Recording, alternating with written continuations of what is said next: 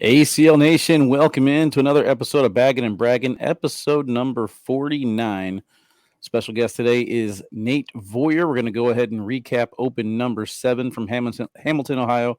Bringing back the highlights, Meesh. I was able to get some extra time since I drove to this one. But before we get into all that, how are you doing?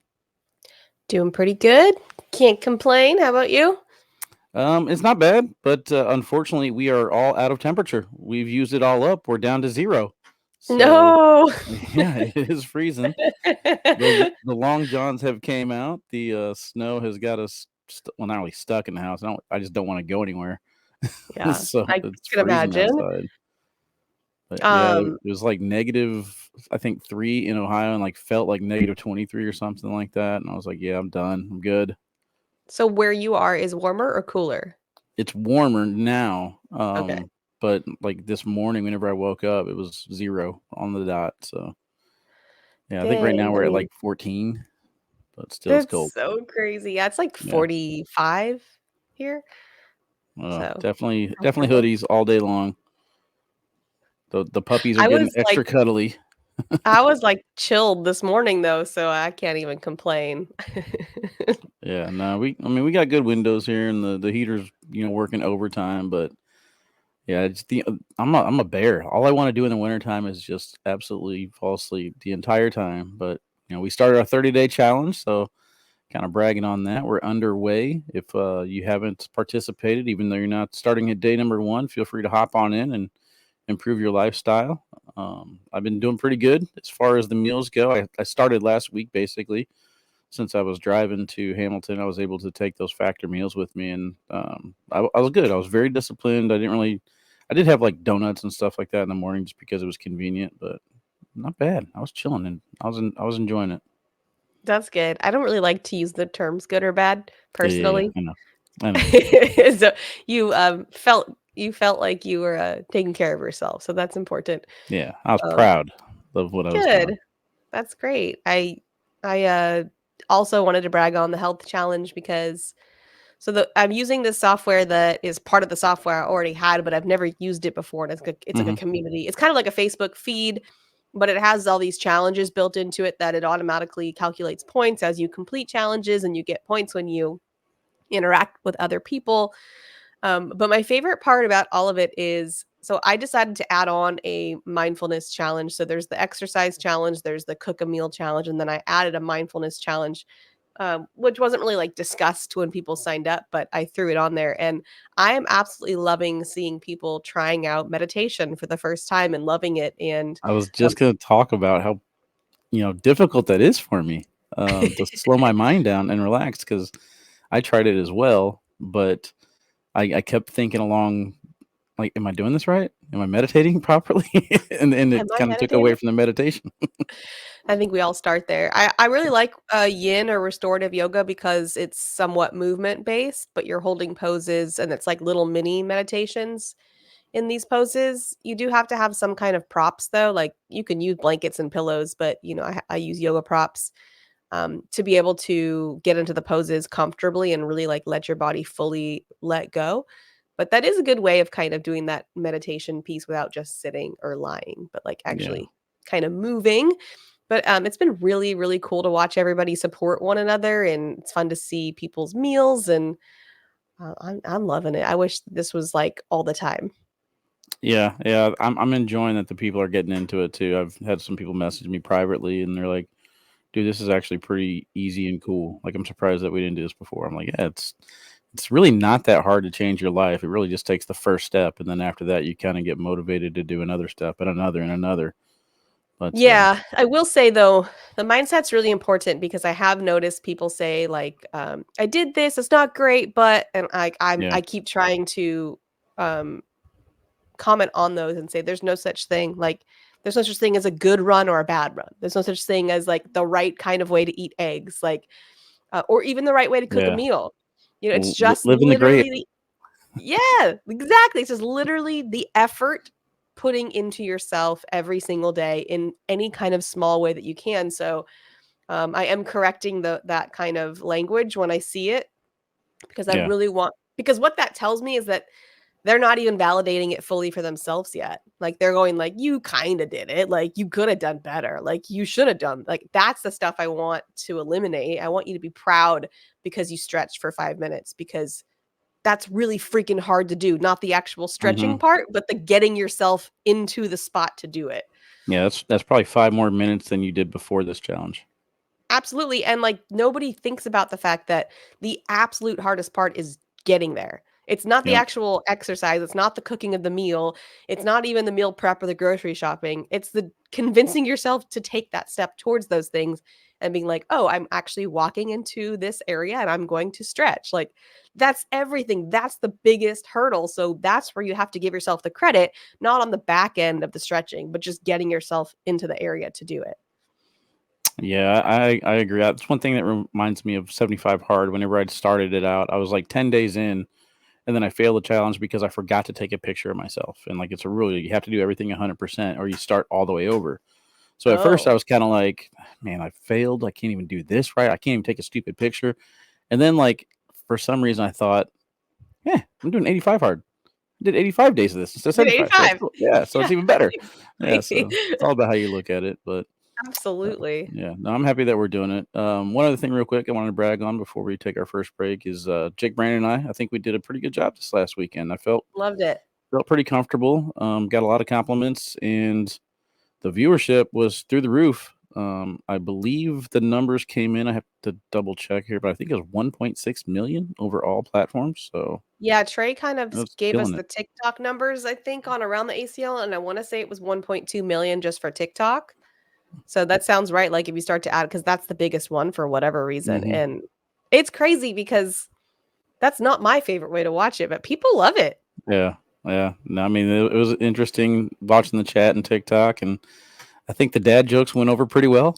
Oh my better goodness. better than they didn't. So it was As fun. far as you know. Yeah, it was fun. I mean, there were some people that probably kept quiet, but I mean, I think we had fun for the most part. Everyone was kind of engaged in the chat, which is good for us. It helps us keep our energy levels up. Oh, that's key. Like, if the chat's quiet and you've been on the court for 10 hours, you're like, "All right, people." Like, Yeah, that's why it's so funny when people get mad about, like, the commentators going on, like, a topic. It's like, "Look, I cannot call a match play by play for 15 hours straight. Like, I have to add something else in this." right. Yeah, exactly. I mean, come to my world and try and edit after you get done commentating for all those hours, and you come back and you just watch it for hours. It's I can't. I terrible. hate editing. Video editing is there's nothing worse in my opinion, so no thank you. All right, we're going to take a quick break and come back with our interview right after this.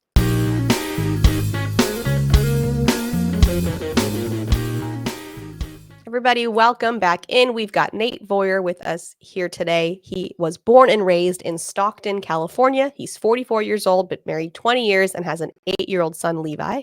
It's his third year as an ACL pro, fifth year playing cornhole, and he's been in the public education field for 20 years, teaching eighth grade, all subjects, and was an assistant principal prior to becoming a pro. He currently is running a singles double elimination cornhole tournament with his eighth grade students. He's got boards in his classroom. If you've probably seen any of his TikToks, and you can see the cornhole going on in the background right now. And he's sponsored by Cornhole Scenario Pucks and Sac City Cornhole. Welcome, Nate, to the show. Hey, thanks for having me here. It's good to see you guys. What's up, buddy? Absolutely. Absolutely. So it is cool to see how you're getting the kids excited. Obviously, we would love to see that in every classroom around the world. So you're starting it off right. Yeah, the goal is just to find something, find a way to connect with students, right? And so usually what you do as a teacher is find your passion and show kids that it's fun to, you have a life outside of the classroom, and it's a way to connect with them. And some of them you pull along and are getting into it. So and that's always fun to see kids be, have them enjoy the things that you're enjoying, right? So, yeah. Absolutely. And Do they'll you have always any remember it.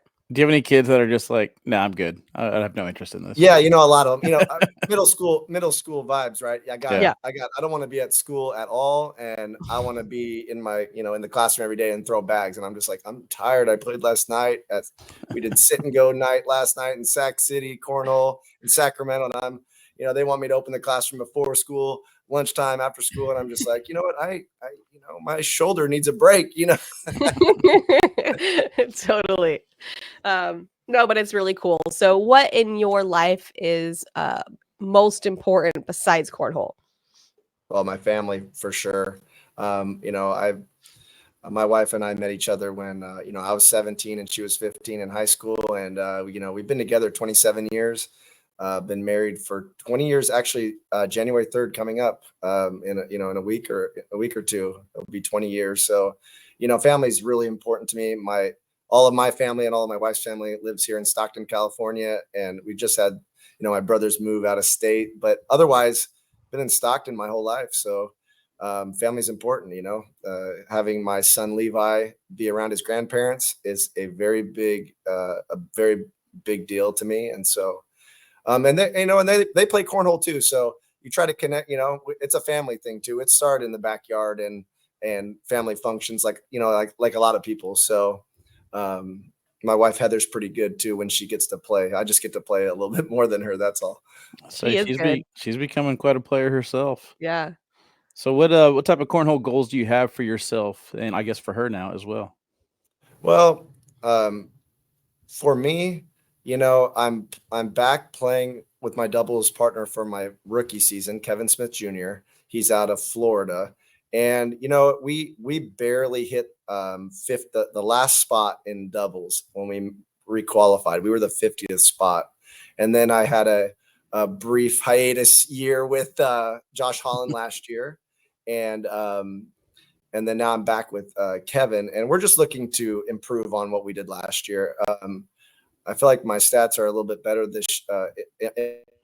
improving on my DPR, and improving on my PPR. And I think that's just what always what the goal is to improve those numbers. And normally that shows, in games and matches. Not always. We see a lot of people lose at those with PPRs being so elevated in recent years. Yeah. There's a constant goal is to improve. Everybody's trying to do that. And when you teamed up with Kevin your rookie year, you didn't know him, right? No, I met him maybe for 15 minutes at Worlds, and we hit it off right away. And, we were like, we're going to be partners. And, that's what makes it a lot of fun playing with him is we use the opportunity to travel around the nation as just, it's fun. It's not just going to cornhole events. We're enjoying the places that we're visiting. And, I was a history major in college, so seeing places that I've read about and know historical things on, it's enjoyable to go different places. And, Kevin and I have such a fun time off the boards that it translates on the boards. There's a sense of trust and confidence in each other. And also, like, let's have some fun. And I think we win a lot of games just with that mentality. I really believe that. I feel like they had like a little stepbrothers moment at Worlds, like they like jumped in the air, just high become fived best each other. friends. Yeah, do we just become partners? That's so true. It's the cornhole version of Yeah. Step Brothers. Yeah. Yeah. He's in his mid-20s, but Is he he's a really? lot. I Yeah, didn't he's realize a he was lot. that young. Yeah, I people don't figured realize that about him, and that you compare other people in our league his age, he is way more mature, and I'm probably more immature, so it works out great. So, bring it further back then. we have a really good time. It's a really good balance because we're not the same personalities at all, but we still we know that if we lose a game or if we're out of a tournament, like, we don't hold on to that forever. We know that we're going to enjoy our evening and reset the next day. And that's what you got to do. And that's what keeps it, be a competitor on the boards, but you got to realize what we're doing too, and traveling and taking it all in. Even as a third year pro, it's just fun. I'm having a blast. Yeah. Good. So you obviously, people know you're a cornhole pro. People obviously, if they follow you on TikTok, they know you're a teacher. But give us something that most people wouldn't know about you. Well, I do have a kind of something I'm not very proud of. I've got a bad habit of whatever I get into, I go into it fully, and cornhole was one of those things. But before cornhole, I actually was really into Spartan races, and I used to do ultra running like crazy. And the year before I got into cornhole, I did like 40 Spartan races. I was like in the top 10 in my age group. I could run 20 miles. I did the at Lake Tahoe, Squaw Valley, which is a super high elevation of, it starts at 4,000, goes to 8,000 feet. I did a run to the top of that twice, 18 miles with 40 obstacles. Yeah, I used to do a lot of, so I used to do that I did that for about 2 years, 2 or 3 years. And now as I'm getting a little bit, older, my hamstrings and my knees don't appreciate that type of work anymore. So now it's just shoulder, and arm. So yeah, I do a lot of things to try. I hyper focus on things. I think I have ADHD big time. So when I do have sometimes to your demise. Welcome to the club. We all do. Sometimes I can be hyper focused on things, and it can work really well sometimes, and it can also not work out for me sometimes. But in cornhole, the superpower and the kryptonite, right? Yeah. So hey, if my wife can stay with me for 27 years dealing with me like that, I've already won. That's very true. So does that what made you want to be a cornhole pro as opposed to just a competitive player? Is just like that highly competitive nature that you have? I don't care what age you are. If you're a competitive person in whatever you're doing, I mean, even before Spartan races, I did. People don't know that I used to do online gaming too. I competed in the first $1 million tournament for Call of Duty in Southern California with 4 players online when it was first starting. Yeah, it was down in Southern California where the Spruce Goose is located, where the huge hangar down in Southern California, and they had shows with Kanye West and other people there performing when he was at his peak, and we got to see shows and stuff while I'm online gaming. Like, I didn't know what I was doing, but the bottom line is, like, whether it was gaming or Spartan races and now cornhole, I always find something to really get into and do it to the fullest. Yeah, so that's kind of my personality, I think. Very, very different from me. I'm like, I just want to be like a little bit good, and then I don't care anymore. I can't afford to be good at anything, so I'm just mediocre. That's my thing. Well, that's what's cool about cornhole is, you start out locally and you can be real competitive and not invest a ton of money. You can get boards, you can play in the backyard, you can go to local tournaments and spend only $10 for like 3 hours of entertainment. I mean, you can't do that with anything else. I mean, I got a buddy. He's like, "Why would I want to hit into my profits? Like, he's like, I'm profitable around here. If I travel, then I'm not making profitable." money. It just depends on your personality, right? And I think some people question, why do pros that are in the middle of the field or to the bottom of the field, why do they keep doing it? And if you're a competitor, you like the competition, and you don't get competition just playing locally. You get regionals, you might, and state and conference, but when I go to the board on a national or a pro shootout, you better put every bag in the hole, or the person that you're playing against is going to. And so you can't, whether it's about making money or not. I mean, for me, I love the competition, and I've got a great lineup of sponsors that backs me up and believes in what I am on and off the boards with Cornell Scenario and Pucks and Sac City and Mercedes Benz. That that it's not just sponsoring what I do on the boards. It's about what I'm doing here in the classroom. It's a personality and repping them when I'm out in public, in my community and whatnot. So I'm just really appreciative of my sponsors. And then of course of my wife allowing me to go to all these, and being really supportive, not just like saying you can go. She's genuinely supportive. She loves going to the nationals and spending time with Kevin and Paige, his girlfriend. And it's just a great time. It's a very unique lifestyle that I feel are fortunate enough to live, for sure. All right, we're going to take a quick break and come back with more right after this.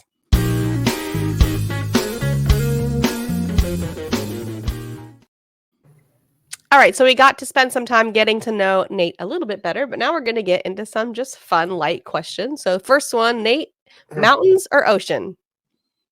Ocean, 100%. Okay. All right, snow or sand? Sand. He's beaching it all the way. Yeah, I love Wally. the flip flops, swimsuit and flip flops all day. Love it. I'm a teacher. I get summers off. That's a no brainer. Yeah, that's a very good point. What's your go-to cheat meal? My wife would say all of them because I don't really work out or do anything, and I'm blessed with good genes. Former Spartan. But there. I love local. I love Yeah. local Chinese food, spicy Mongolian beef, noodles, and gotta have egg rolls, and they gotta be meat egg rolls, not the vegetable ones. I'm a total opposite. I get so annoyed when egg rolls have meat in it, but I love egg rolls. Oh man, I'm a carnivore. God made me that way. What's a game show that you think you could win? A game show that I think I could win. Mhm. I think my family is very big personality. I think Family Feud, we'd wreck anybody on Family We Feud. need to do a cornhole family We feud should, for we should. sure. Hey, I'll be there. I'll be your guinea pig. I'm down. Have you ever been mistaken for somebody famous? Yeah, I'm a big Arizona Wildcat fan. I've grew up watching college basketball, and actually that's where my wife and I got engaged on center court at Arizona during a live game. But Steve Kerr, actually, when I'm in Arizona, sometimes when I have my hair a little bit longer, I have been, I don't know that it's accurate, but I think it's maybe the gray starting to come in like crazy. I think maybe, and the height. There you go. All right. Is there a TV show that you're binge watching right now? I'm watching Suits on Netflix. Oh, love it. Don't ruin it for me. It's been out for a while.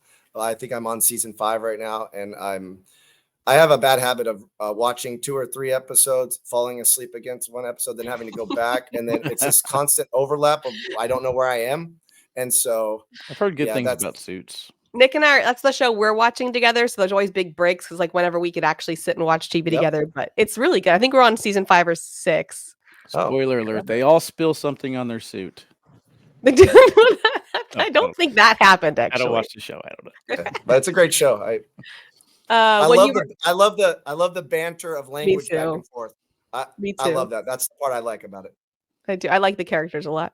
When you were younger, what did you want to be when you grew up? My parents always laugh at this. They said that I said that I wanted to drive and own a Ferrari while managing a McDonald's. It was very So, specific. Yeah, it's true Bougiest though. I mean, McDonald's now that I ever. think about it, maybe I should have owned some McDonald's, as that could have worked out. But Yeah, that makes good money. Yeah, they've Yeah. done well. It's Yeah. doing okay. All right. Favorite band or music? One of my favorite concerts I ever went to was Rage Against the Machine, and and I still often listen to that. And before cornhole tournaments, on the way to cornhole tournaments, it's a really good way to hype and have some angst, and especially if you know you're playing a certain player that you might not might not want to see. That I mentally, that's fun for me. It'll pump you up. That's for sure. It does. That concert was the best concert I ever went to in Sacramento. How funny. I used to love them. Like my bat mitzvah, I had like bands were each table, and Rage Against the Machine was one of my tables. Yeah, and Josh Keck just was talking some mess online and saying that my playlist would be like Taylor Swift and something. I'm like, hey, I got no problem with Taylor Swift, but that's not my playlist. No Swifty. All right, Wally, you ready to spin the wheel? Sure. All right, so what's going to happen is he's going to bring up these wheels. It's going to have 2 cornhole pros and an activity. And then you're going to say, for that activity, which pro would win and why? Oh, gosh. All right. So you're the third one to participate in this. So the categories we have left are MMA fighting, bowling, darts, airmails, tennis, the 40-meter dash, one-on-one basketball, or who's the better dresser. So let's go ahead and spin the wheel and see what event we got, and then we'll take a look at the pros and match them up. And then you got to tell us who's going to win and why. The 40-meter Here dash. we go, 40-meter dash. Okay. 40-meter dash. Well, hopefully we get some good ones here. So we're going to go ahead and spin the second wheel. You're going to get your first person. Oh, gosh. This is going to be interesting, I think. Yeah. All right, so it's going to be Logan Chamberlain. He's going to be lining up for the 40-meter dash, and his opponent will be down here at the bottom. And it looks like Davis versus Logan Chamberlain. Who's that and why in a 4-meter dash? Well, If we were going to do this 40-meter dash at a pro shootout or a national just spontaneously, Yeah. like right down the middle of the courts, which I think would be awesome. I think I'm going to go with Eric Davis. Okay.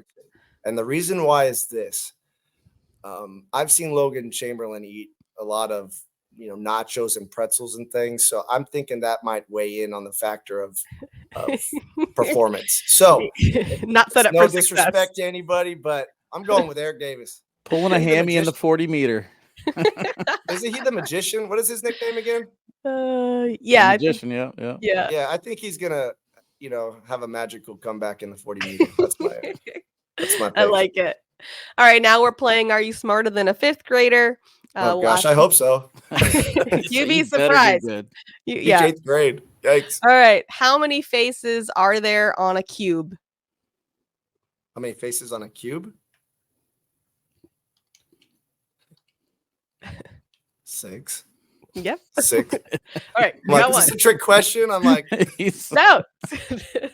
He's overthinking this. So. Yeah. He did over. It's 5th grade. Remember. Yeah. All right. What is the most abundant element in the universe? In the universe? Mm-hmm. Is it nitrogen? Hydrogen. Oh, son of a gun. I should have known that. All right. Yeah, like stars are made of that. Yeah, like, come on, Nate. Like, the atmosphere. Okay, yeah, universe. And by the way, that first question should be 0 faces. There are 6 sides. There are no faces. I didn't write the questions, Nate. Okay, all right. The 100 Years' War of the 14th and 15th centuries was primarily a conflict between England and what other country? The 100 Years' War of the 14th and 15th century. England and? France. Yes. Okay, that's 2. All right. What type of animal can live on both water and land? An amphibian? Yep. Since the late 1930s, what calendar date has been designated for the inauguration of a United States president? Oh, man.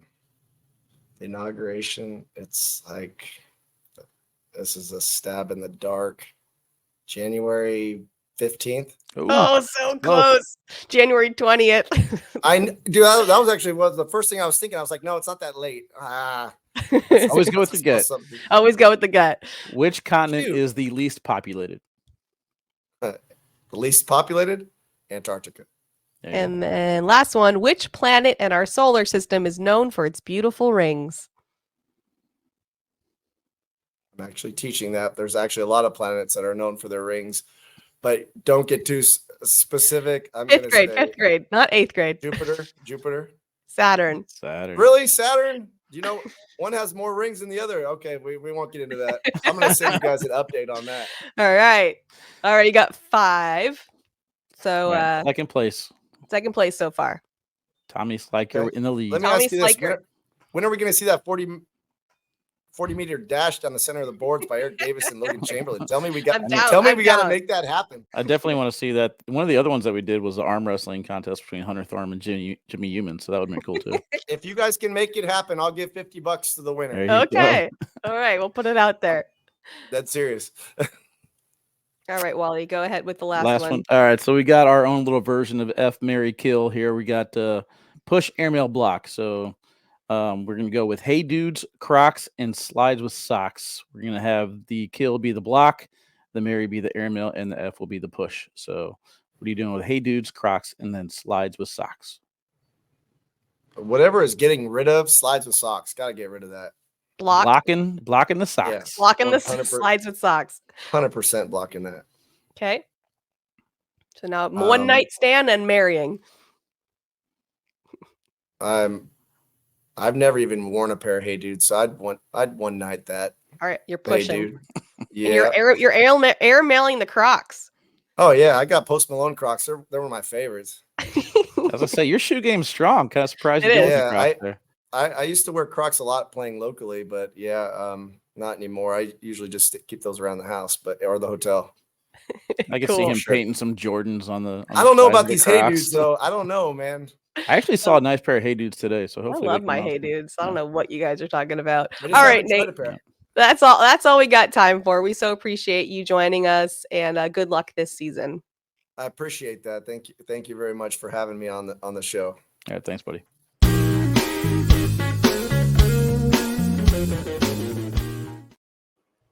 Wally, it is. Oh, let's go ahead and take that down. No more bragging. No more bragging. All right, it is time for highlights. So we are going to check out the highlights, and as you said before we started recording, we got some awkward stuff. Which yeah, plenty of awkward. I'm actually going to make you wait even longer for that, Meesh. I know. I figured it have to be last because it's Yeah, it was best. fun. But this is probably the most awkward moments we've had in a long time. I mean, the Nationals. The most Ohio, Yeah. you are the most awkward. Congratulations. Yeah, it was good. It was good. All right, let's go ahead and get into the roles. I mean, there were plenty of roles, and it almost got to the point where like the roles were repetitive. And I mean, Candler Bag, for example, had roll after roll after roll after roll, and I was like, I'm not just going to keep making highlights, but Yeah, we get it. You can do it every time. yeah, Jordan Got it. Power finally got his roll down. It looked like Yeah, there JBJ was- struggled a little bit, but I'm not going to hold much against him because he was in the bag change there. Remember when Jordan had that hideous roll that one event? It's still not that pretty, but at least it's accurate now, which is Yeah. the good part. But yeah, there's Candler Bag came onto the scene this weekend for me. Very accurate. Ryan Windsor and Ryan Trader thrown together. Had a lot of like coin slot esque shots in a way. Yeah. There's one from Bella. Landon had pretty much everything working. That finale there between Landon and Jaden was amazing. Yep. And then Jeremiah Ellis just absolutely shined this weekend. You're going to see him on pretty much every single highlight reel that we got. But the story for me is Ethan Walker and Alec Ryan. I mean, those guys are just absolutely nasty with their ability to cut around and roll over the top, and their aimals are pretty darn good, to be honest. And then the high PPRs that they threw out. Yeah. That's the shocking part to me, because they like to muddy up the board, but they're still throwing out mid-9s, low 10s. And they're rotating of who's doing it. You know what I mean? Like one game it'll be Alec, next game it'll be Ethan, but that's gonna be a tough team to beat. I might be looking at them as a top 5 team this year if they keep this up. Yeah, definitely showed out last weekend. Absolutely. Yeah, let's go ahead and take a look at the pushes now. We got quite a few pushes that we were able to squeeze out this weekend, starting with the ladies. Dawn Fay had a pretty good one there, and then Nice. Kiara Peterson in the women's division as well. Good to get all the Brotherhood players on the court since Brotherhood sponsored this weekend. Ryan Windsor, you see there, 2020, showing some emotion with that big push. I think my favorite part of watching all these highlights is watching the reactions from their opponent. Right. Speaking of watching reactions, did you enjoy Jeremiah Ellis and Jordan Power or what? I wish every game was like that. I know. It was so much fun. Yeah, I was so happy that we actually had this camera angle to use, because being able to see the action on the board still and then seeing them, it just worked out perfectly. So I don't know how Joe got underneath that collect and left Jeremiah's bag there on the side. A couple step outs here from Ethan, and then Terry Mathis does the same thing over on the other side. And Dan Shelton, another standout for me this last weekend, did very, very well in the minor league teams format. But I mean, I just love emotion. We got it there with the trash talk, and we got it here in this shot. Big shot right there for the win. You don't really get too much TV time, but some bags fall, some bags don't. And then you got the awkward accidental penguin. when you penguin your opponent's bag, you're trying to go 2 for 1. Oops. It happens, but then just plenty of bar soaps this weekend. I guess it's not officially a bar soap till it goes off the back of the board, but just bully them out of the way. So are we not? That's what I was wondering. Yeah, Trey sent us a definition email. I was like, we're going to have to get a spreadsheet with all this. Yeah, because I would think a bar soap is anytime the bag goes over the hole. It doesn't matter if it goes off.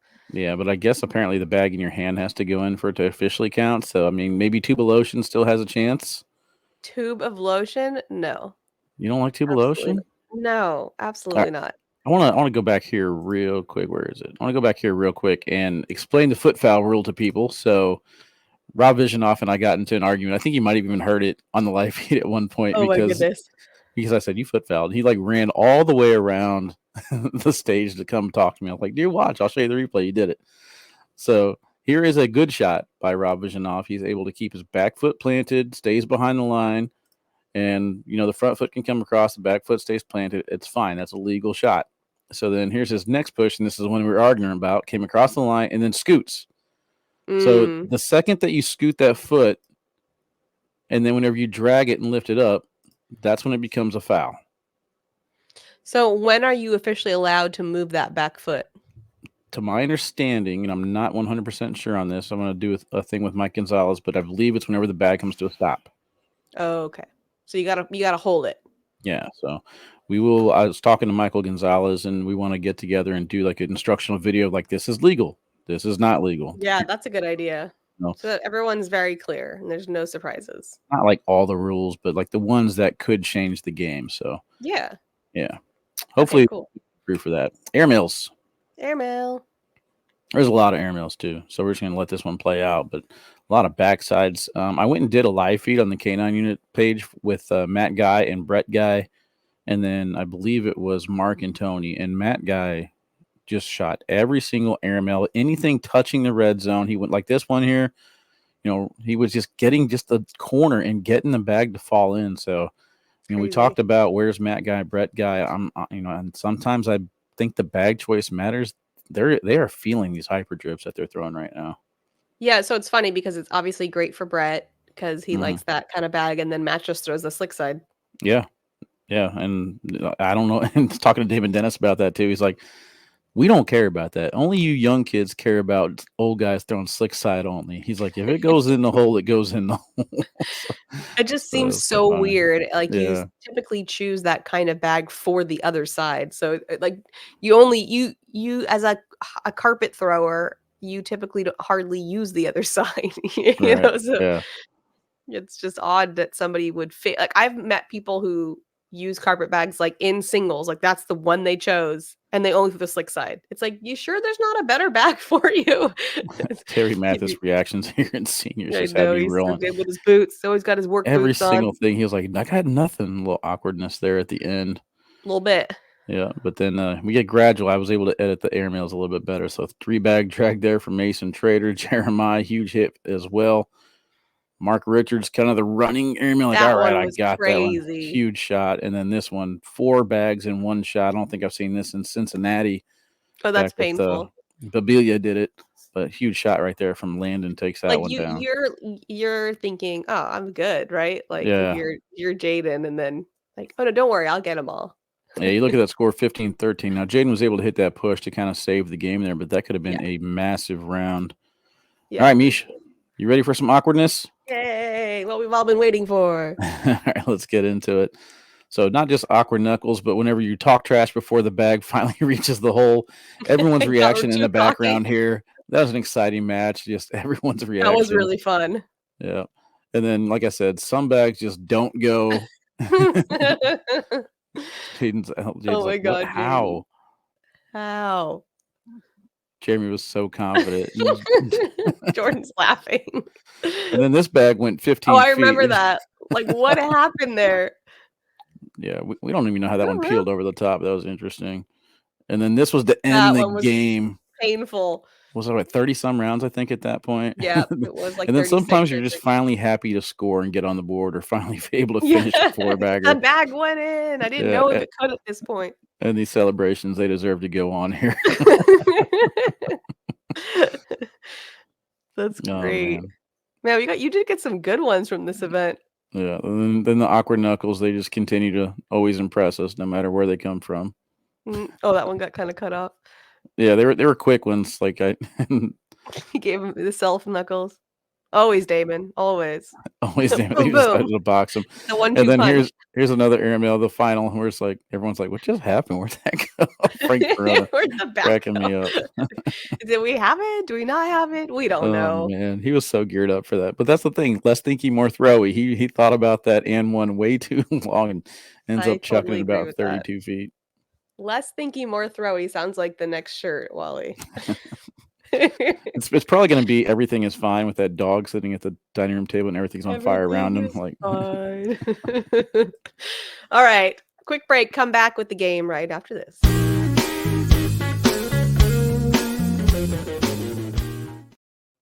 It's time for our games. So we will start off with top 4-bagger and top floor bagger.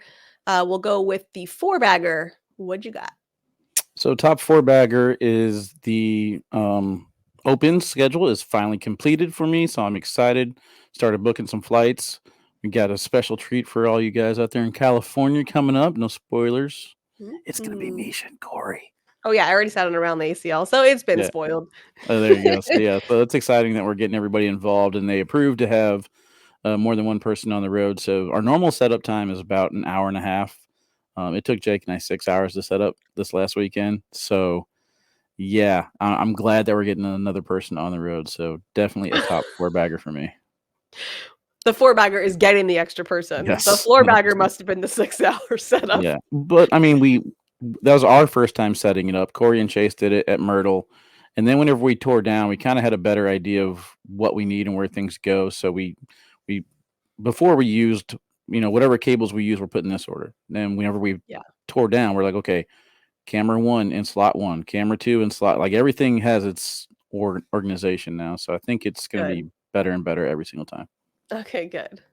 My 4-bagger of the week is we went to the snow again, and we went to that same spot where there's like a little covered area they call a warming hut with like a little fireplace in it, or a stove. And it was like it rained and snowed, so like there was just like you'd step and your boot would go all the way into the water, and so like my feet were, lots of people's feet were wet, like it was going through the snow boots. So Nick had on the stove, he was doing laundry. He had everyone's socks, boots, gloves. He's putting on there, he's cooking. He's like, would you like yours well done, medium rare? Like some like random kids would come in and they would give him his socks and he'd be warming them on the stove for them. So Nick doing laundry in the snow was my 4-bagger of the week. It's pretty good stuff. All right, 4-bagger. Floor bagger for me it's a 4-bagger for them, but floor bagger for me is these dogs and this 0-degree weather. I have a husky, and if you guys have huskies, you know exactly what I'm talking about. 2:00 in the morning, 4:00 in the morning, 6:00. She wants to go outside every damn chance she gets. Like to play? Just to be out there. She's just loving it. She's chilling. She's not coming inside anymore. I'm like, okay, I'm going to bed. Come She's in her inside. element. Yeah. So I'm like, okay, you're either going to be out here for 7 hours or you're coming in right now. And like, she will jump up on the window and like paw the window until we let her in. So I'm like, I just want to sleep. So that's funny because somebody posted like, if you have your dogs out in this weather, I hate you. And then everyone's posting like, my dogs love it. Yeah, like you come get this dog inside. Yeah. So 4-bagger for them, floor bagger for me. Frolicking in the snow. My 4-bagger is Jeff McCarriger using Eric Davis as a cautionary tale on Borderline over and over and over. Will you leave my boy alone? Okay. He's working some stuff out.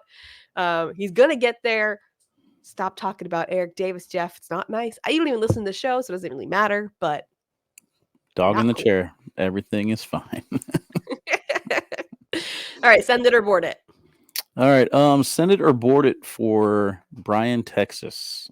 I have the week off, and I have nothing to do. Thinking about going to throw. Oh, okay. So that would be, like I mean, how long is the flight? Like I'm thinking about driving. It's a 12-hour, 12-hour drive. How many? 12-hour drive. Oof. But I'm going to kind of extend it because I was talking to Landon Crabtree and Trip Baker, and they're thinking about going. I'm like, I wouldn't mind going out to Kansas City, playing a blind draw out there, and then, staying at one of their houses and then driving down the next day. So I don't know, I'm thinking about just kind of taking a mini vacay on it and going. Okay, well, that sounds fun. Yeah, I think I'm going to send it. You spread it out, and that's like not terrible. Yeah. It's the same amount of driving from them, but I mean, driving or flying by myself as opposed to going with the group, because I don't ever get to experience the open. Yeah, you know what I mean. I fly out by myself. We do set up. We're there early, but like going on a road trip, doing the live videos in the car and stuff that like JBJ and Logan and Tony and them do. It's like, I don't know, it can be fun. That does sound I think fun. I'm gonna send it. Yeah, send it. Let's go. Mine's sledding. I feel like at my age, I could break a hip. like sledding seems dangerous. I don't know. What do you think? Okay, so for us, we had a huge hill right by us, and it would always ice over, and that's whenever we decided to go sledding, when it was at its most dangerous. So I think the whole purpose of sledding is to go in this dangerous. Like, you don't want to go down like a 2-foot, 3-foot hill. You want to go down the monster. So I don't care how old you are. At this age, you would still go sledding right now. You're not worried about like hurting yourself. People out there, like, yeah. So these people, so they had this place we go has like several hills, And these people got there, I'm assuming first, and thought Mhm. that it was a good job to like set up their camp kind of at the bottom of the hill, like with a fire and everything. And so Rome, he's only 50 pounds. He's in this sled, and it's not like a disc. It's like an actual one with sides. So like his feet aren't dragging. He's completely contained, and he bombs down this hill. He's full speed. He's getting air, and he barely misses this camp of people. Like, was literally going to land in their Awesome. fire. Like, Awesome. it's That's like where they're it's all in at, their though. chairs at the bottom of the hill. Like, what are you doing? No, that's exactly where you need to be, though. But it was pretty funny. I have it on video. I put it on my Facebook and Instagram. You can see him bombing down this hill. He's so fast. And then his friend decided he didn't want to use a sled, so he's just penguining. And I could see him like, first of all, I have someone else's child in my care, right? Like their parents Mhm. aren't there. I took their child with us, and I'm a ways back, and I'm watching them go up the hill, and the Rome's friend keeps going. I mean, he is as high up as you could see, and I'm like, oh my god, I'm going to murder this person's child. And then no sled, no nothing, and then just jacket open, right? So it's like All right. his hoodie is on the snow. He's just getting soaking wet. He just penguins it down the hill from like, I don't even know how many feet down. I'm like, oh my goodness. Yeah. Anyways, Yeah, the I first time I boarded went it. on a ski slope, I was like, man, this is fun. Like, I'm having a good time skiing. First time, I'll probably never come back and do it. I said, I'm going to tackle that ramp right there. I'm going to tackle that jump. So I just sent it. And I told everybody I was going to do it. And I sent it. And I cleared the jump. And I had good landing form. But I just wasn't prepared for how hard I would land. And I ended up tumbling over. But I'm like, man, that was pretty cool. Like, so I could I again. did it though, yeah. Yeah. Send it. And then All send it right. again. Would you rather? All right, so I didn't really have a would you rather, not gonna lie, but I'll go ahead and piggyback off of that. Would you rather tube on the snow or would you rather tube on the ocean on a boat? Oh, snow. Yeah, me and oceans aren't friends. Really? Absolutely not. No, the ocean terrifies me. You wear a life vest. No, I'm not going to drown, but what is beneath me? Yeah, I guess that's true. There's like a whole world under there that we know very little about.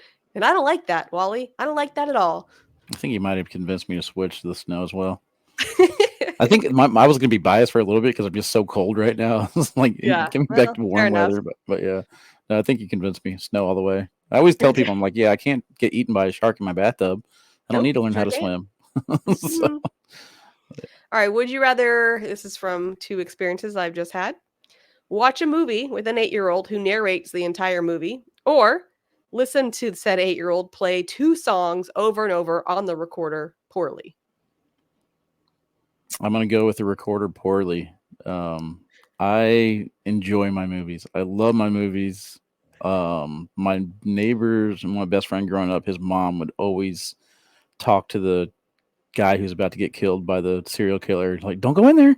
Don't go. No, what are you doing? Like, "Oh, he's going to go in there." I was like, oh my gosh, I could not stand anything. So I've been traumatized since youth. But yeah, at least with the recorder, he could probably get better over time and then turn it into something good. But yeah, Oh, there's no man. bigger pet peeve than having somebody talk through the movie. It's cute because he really wanted me to watch this movie with him because they read the book and watched it in class because of Winn-Dixie. So he was like, "Mom, I really want to watch because of Winn-Dixie." And I said, "You just watched it at school." He said, "No, I want to watch it with you." So like, heart melt. Oh, okay. So we turn it Yeah. on and he is just like, "Okay, so now this is when the dog's gonna blah blah blah. Oh, and then like don't worry," because I'm like, oh my God. Like I don't know how I can't make it. I can't Yeah, do no, this. I like my movies. I remember my ex-wife, she fell asleep in Dumb and Dumber in the theater. I don't know if I've ever been more pissed off at anyone in my life. I was like, "How are you falling asleep during this masterpiece? This is Classic. amazing." And then, like, yeah, just like for me, it's not Netflix and chill. It's like Netflix and then chill afterwards. Like I have to watch Absolutely. the movie first. We got to get through this. Yeah, Funny, so funnily enough, I don't know if uh, anyone's seen Because of Winn-Dixie, but Jeff Daniels is the dad, which yeah. is so weird to me. And then Dave Matthews is randomly in it. What are you doing here? Mm. It's so weird. All right, that's all we got this week. Everyone, enjoy the rest of your week. We've got another open coming up this weekend, so make sure you tune into that, and we'll talk to you next time. I'm gonna win.